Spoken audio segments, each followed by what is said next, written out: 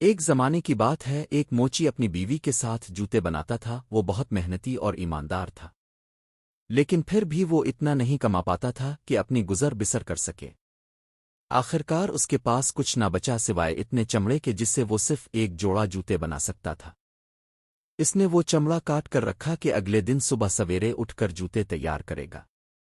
وہ جلد ہی سو گیا۔ صبح جب وہ کام پر بیٹھا تو یہ دیکھ کر حیران رہ گیا کہ جوتے تیار ہو کر میز پر رکھے تھے۔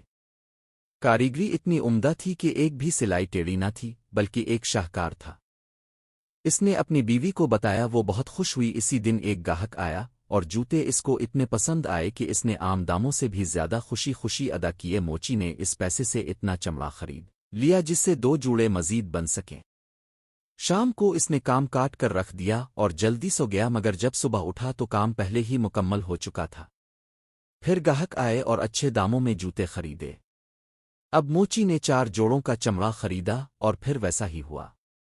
اس طرح کچھ دنوں تک چلتا رہا۔ جو بھی رات کو کاٹ کر رکھتا صبح تیار ملتا۔ اس طرح وہ خوشحال اور کامیاب ہو گیا کہ اس نے ایک بہت بڑی جوتے کی دکان بنا لی۔ ایک رات کرسمس کے قریب موچی اور اس کی بیوی آگ کے پاس بیٹھے باتیں کر رہے تھے۔ موچی نے کہا، میرا دل چاہتا ہے آج رات جاگ کر دیکھوں کہ یہ کون ہے جو میرا کام کرتا ہے۔ بیوی کو یہ بات پسند آئی۔ انہوں نے چراغ جلایا، کمرے کے ایک کونے میں دروازے کے پیچھے چائپ گئے اور انتظار کرنے لگے۔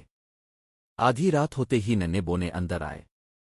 وہ موچی کی بینچ پر بیٹھ گئے اور فوراً کام شروع کر دیا۔ ان کی چھوٹی چھوٹی انگلیاں اتنی تیزی سے چل رہی تھیں کہ موچی حیرت سے انہیں دیکھتا رہ گیا۔ وہ سی رہے تھے اور ٹھونک رہے تھے یہاں تک کہ پورا کام ختم ہو گیا اور جوتے بالکل تیار رکھے تھے۔ یہ سب دن نکلنے سے پہلے ہو گیا اور پھر وہ تیزی سے غائب ہو گئے۔ اگلے دن بیوی نے کہا، یہ ننے بونوں نے ہمیں خوشحال بنا دیا ہے۔ ہمیں ان کا شکر گزار ہونا چاہیے اور ان کے لیے کچھ اچھا کرنا چاہیے۔ میں ان کے لیے چھوٹے چھوٹے کپڑے سی دیتی ہوں اور تم ان کے لیے چھوٹے جوتے بنا دینا۔ موچی کو یہ خیال بہت پسند آیا۔ ایک شام جب سارے کپڑے اور جوتے تیار ہو گئے تو انہوں نے انہیں میز پر رکھ دیا۔ پھر وہ پیچھے چائپ کے دیکھنے لگے۔ آدھی رات کو بونے پھر اندر آئے اچھلتے کودتے ہوئے۔ جب انہوں نے میز پر اپنے کپڑے دیکھے تو بہت خوش ہوئے۔ انہوں نے پلک جھپکتے ہی کپڑے پہن لیے اور ناچتے کودتے اور قلابازیاں کھاتے باہر نکل گئے اور کہیں غائب ہو گئے۔